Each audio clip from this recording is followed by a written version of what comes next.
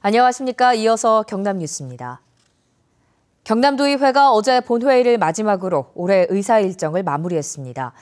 무상급식 중단으로 불거진 도청과 교육청의 갈등을 봉합하는 데 노력했다는 평가와 함께 견제와 감시는 부족했다는 비판도 있습니다.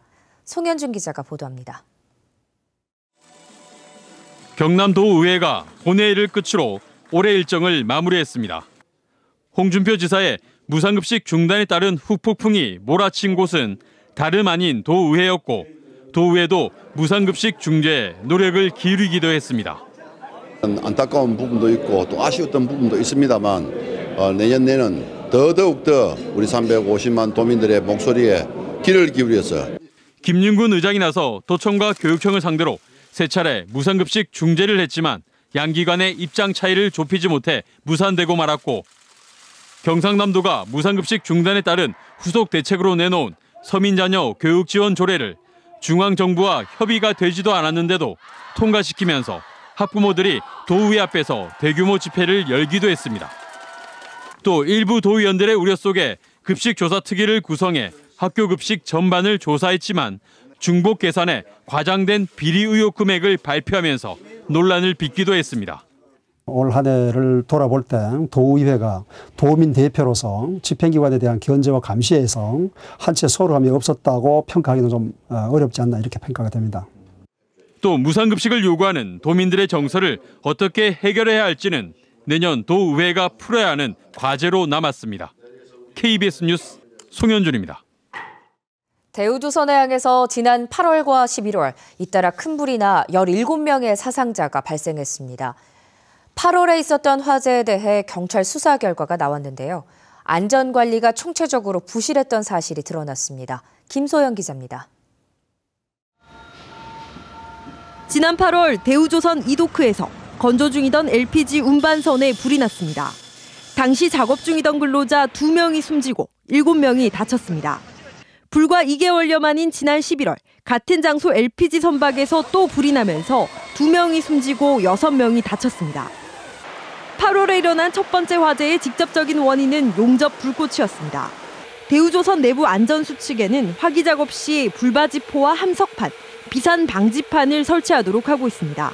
하지만 경찰 수사 결과 이 같은 안전수칙이 제대로 지켜지지 않은 것으로 드러났습니다. 작업직이 아니니까 못하지 못할 수도 있겠네 이렇게 판단이 됐겠죠. 작업하는 사람들 지금 삼정막으로 설치한다고 그래 하더라고요. 안전감시도 허술했습니다. 화기 작업을 할 때는 작업구역마다 화기 감시인이 배치돼야 합니다.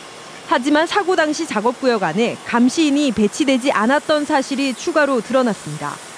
또 불이 날 경우 신속한 대피를 위해 선박 안에 비상유도 등을 설치해야 하지만 이 역시 설치되지 않았습니다. 화재 대피, 작업자들이 화재가 발생해서 대피하게끔 유도등, 비상유도등이나 이런 거 아직 미설치가 된 게 확인됐고. 경찰은 과실치사 혐의로 대우조선 직원 2명과 협력업체 대표 4명을 입건했습니다. KBS 뉴스 김소영입니다. 하동경찰서는 농산물을 구매한 것처럼 서류를 조작해 농협으로부터 외상거래 대금 53억 원을 가로챈 혐의로 농산물 유통업체 대표 37살 천모 씨 등 3명을 구속했습니다. 천 씨 등은 지난해 3월부터 9월까지 하동군의 한 농협과 감정가 1억 3천만 원인 부동산 담보 물건을 감정가 70억 원으로 속여 외상 거래 약정을 체결하고 농산물을 구매한 것처럼 서류를 조작해 농협으로부터 19차례에 걸쳐 거래 대금 53억 원을 가로챈 혐의를 받고 있습니다. 함양경찰서는 직원이 수십억을 횡령한 사실을 알고도 이를 은폐한 혐의로 함양농협 전 조합장 57살 김모 씨 등 5명을 불구속 기소 의견으로 검찰에 송치했습니다. 김 씨 등은 농협 가공사업소 직원 46살 이모 씨가 지난 2002년 5월부터 2007년 1월까지 농가공 원재료를 매입한 것처럼 허위 서류를 작성해 26억여 원을 횡령한 사실을 감사를 통해 알고도 700만 원씩 분담해 2,800만 원을 가공사업소에 입금 처리하는 방법으로 이 씨의 범행을 은폐한 혐의를 받고 있습니다. 한편 경찰은 허위 서류를 작성해 26억여 원을 횡령한 이 씨에 대해서는 공소시효가 만료돼 불기소 처분했습니다. 1980년대 죽음의 바다로 불렸던 마산반의 수질이 2등급으로 개선됐습니다. 해양수산부는 마산반의 수질이 화학적 산소 요구량 COD 기준으로 2005년 리터당 2.59mg 3등급에서 지난해 1.7mg 2등급으로 34% 개선됐고 멸종 위기종인 붉은발 말똥개와 수달의 서식이 확인됐다고 밝혔습니다. 해양수산부는 2005년 마산만에 연안오염 총량 관리제를 도입해 강력한 수질 개선 노력을 해왔습니다. 경상대학교 총장이 어제 퇴임했습니다. 총장 선출 방식을 놓고 이견을 좁히지 못해 당분간 부총장이 직무대행 체제를 유지하는데요. 차기 총장 선출 일정 등은 아직 가닥이 잡히지 않고 있습니다. 송금한 기자입니다. 임기를 마친 권순기 경상대 총장의 퇴임식이 열렸습니다. 권 총장은 4년 동안 221억여 원의 대학 발전 기금을 모금하는 등 학교 성장에 힘썼다는 평을 듣고 있습니다. 2013년부터 장학금 되돌려주기 운동을 하고 대학 평가 순위를 끌어올리는 등의 성과를 올렸습니다. 하지만 권 총장은 임기 안에 차기 총장을 선출하지 못한 것은 아쉽다고 밝혔습니다. 대학의 민주화라는 이상적 가치와 대학 재정이라는 현실적 가치가 충돌하여 여러 구성원들의 의견이 포출되는 등 논란이 많았습니다. 교수회에서는 직선제 방식으로 총장 선출을 하자고 의견을 모았지만 세부 규정 등을 이유로 지난 9일 차기 총장 선거가 연기되자 지난달 대학본부에서 단식 농성을 벌이기도 했습니다. 수간실 내에 앞에 총장이 다 하지 못한 일을 완수해서 이제 규정을 공포할 수 있도록 하라. 하지만 교육부에서는 국립대 총장 선출 방식을 간선제로 일원화하도록 법제화하는 것을 추진하고 있습니다. 이런 가운데 경상대 총장 직무대리로는 정병훈 교학부총장이 임명된 상황. 학사 운영과 대학 사업에 공백이 발생하지 않게 힘쓰겠다고 밝혔지만 후임 총장이 임명되기 전까지는 당분간 진통이 이어질 것으로 보입니다. KBS 뉴스 송금환입니다.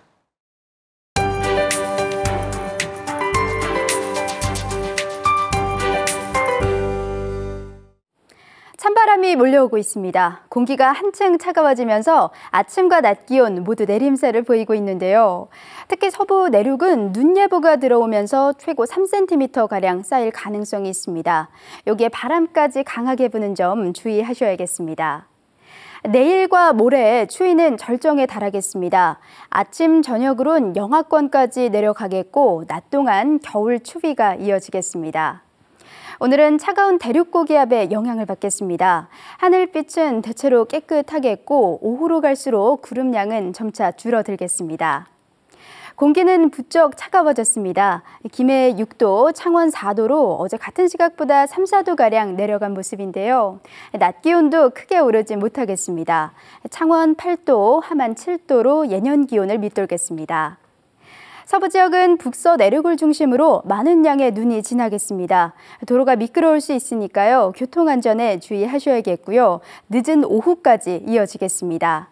낮 기온은 내림세를 보이면서 진주 6도에 그치겠습니다. 바다의 물결은 풍랑 예비특보가 내려진 먼바다를 중심으로 최고 4m까지 매우 높게 일겠습니다. 금요일 낮부터 기온은 오름세를 보이겠습니다. 주 초반만큼 포근하진 않겠지만 활동하기 무난하겠습니다. 기상정보였습니다. 하동군의회는 중상류 지역의 댐 건설로 황폐화돼가는 섬진강 수계복원을 위한 건의문을 채택했습니다. 용추폭포와 거연정 등 지리산 명소들이 7종의 우표로 제작됐습니다. 청렴도 평가에서 하위권을 기록한 고성군이 공무원 비위 척결을 위한 종합대책 마련에 나섰습니다. 사천시가 소각시설 변경 협약을 통해 사용 연한인 2027년까지 사용료 17억 원을 절감합니다. 축구인들의 화합과 소통을 위한 2015 경남 축구인의 밤 시상식이 어제 창원 인터내셔널 호텔에서 열렸습니다. 어제 행사에는 정몽규 대한축구협회장과 박종훈 교육감을 비롯해 도내 44개 초중고 대학 지도자와 선수 등 500여 명이 참석한 가운데 공로패, 감사패, 표창패 등이 전달됐습니다. 또 우수 선수 44명에게 훈련비 각 50만 원이 전달됐고 김상석 경남축구협회장이 설립한 매산축구장학회 장학금 2,200만 원도 선수들에게 전달됐습니다. 창원시가 수도권에 거주하는 고액 체납자 39명의 거주지와 사업장을 방문해 가택수색과 징수 활동을 폈습니다. 창원시 관내 특별 체납 징수 기동팀은 지난 7일부터 11일까지 고의로 재산을 은닉하고 납부를 회피한 체납자 자택 등에서 1억 3천만 원을 현장 징수하고 1억여 원 상당의 체납 부동산에 대해 공매를 했다고 밝혔습니다. 고성 공룡 세계엑스포 조직위가 체험관광 상품 개발에 나섰습니다. 조직위는 내년 관광객 179만 명을 목표로 이색적인 볼거리와 최첨단 영상기술 등이 동원된 체험 상품을 개발해 운영할 방침이라고 밝혔습니다. 고성 공룡 엑스포는 내년 4월 1일부터 73일 동안 공룡, 희망의 빛으로 미래를 열다를 주제로 당항포 관광지와 특별 행사장인 상조감 군립공원에서 열립니다. 창원 산업단지에 있는 두산인프라코어 공작기계 사업부 매각을 위한 본 입찰이 다음 주에 진행됩니다. 미국 사모펀드 등 5곳 정도가 인수 적격 후보로 참여한 것으로 알려진 가운데 두산인프라코어는 내년 초까지 모든 매각 절차를 마무리할 계획입니다. 하지만 인수 가격에 큰 차이를 보이고 있고 노조가 해외 경쟁업체로의 인수와 재매각 반대, 종업원 고용 승계 등을 주장하고 있어 변수가 될 전망입니다. KBS 뉴스를 마칩니다. 고맙습니다.